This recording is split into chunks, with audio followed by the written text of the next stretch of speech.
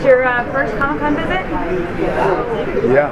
Yeah? Any impressions? Not your first. Not mine, but you should talk about your first impression. Yeah. Well, it's a little early. We've just been doing a lot of these rounds, but I don't know. It looks it's an interesting kind of community out here. You know, people, a lot of strange outfits, people walking around. But it seems also that. Oh, sorry. It is like a community, people wanting to be a part of something. It seems pretty diverse too, yeah, in terms of the type of entertainment that you're seeking, right? It's obviously comics, comic books, but it's also film and television, all this coming together. Yeah, I've been a bunch of times, but I really love it. I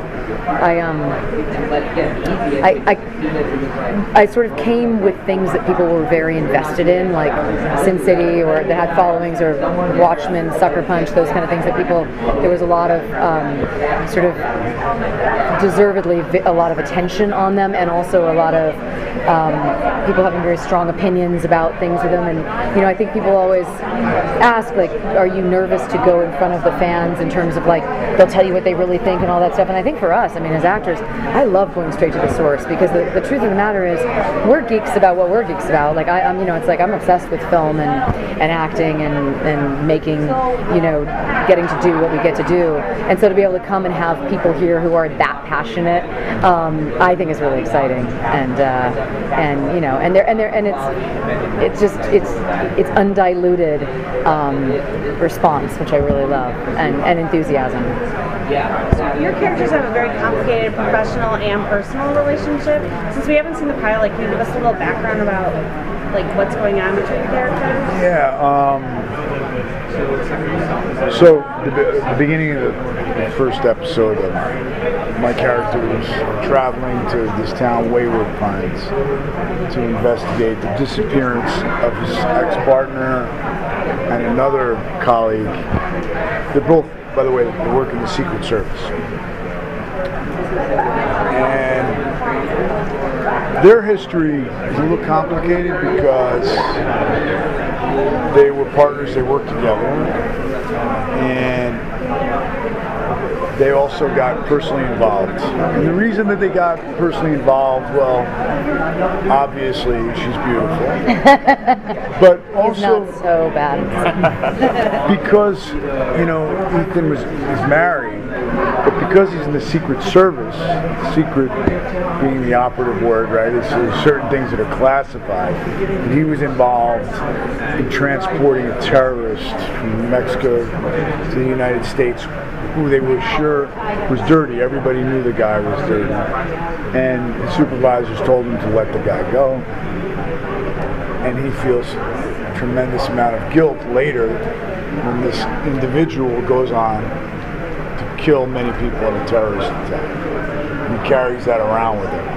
But he's not able to disclose that to his wife because it's classified information. So he starts to rely more on She helps him through that process. She helps him through that process. And you see that early on. It's in the first book. Yeah. And so then that's kind of complicated. And he ended up having an affair with her and was found out by his wife. It's a little complicated. And when he gets there and he finds her, and this is the area where his mind starts to question his own sanity, because there is a part of him that still carries something for him. And he finds her, and she's a very different person. Yeah. In a way that seems almost impossible. Yes, quite impossible.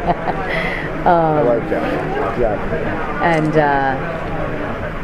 And from her perspective, since the last time they saw each other, a lot has happened. And in his mind, it was 2 weeks ago. And it seems a little bit difficult that you would be married. And now I'm married, living in this town, in a house. And has been living there for quite some time. And but I saw her 2 weeks ago, and that was not the case. So there's something strange. Yeah, something very strange is afoot. And in his mind, is this something that's just happening in his mind? or not. Yeah. And Matt, can you talk a little bit about your transition to TV? This is your first time you've done TV, yeah, right? it's first time. Well, I've done like a couple little things. No, it's first serial television. Right. And well, I mean, it's different. For one thing, we do a film, we kind of know what the blueprint is before we go in.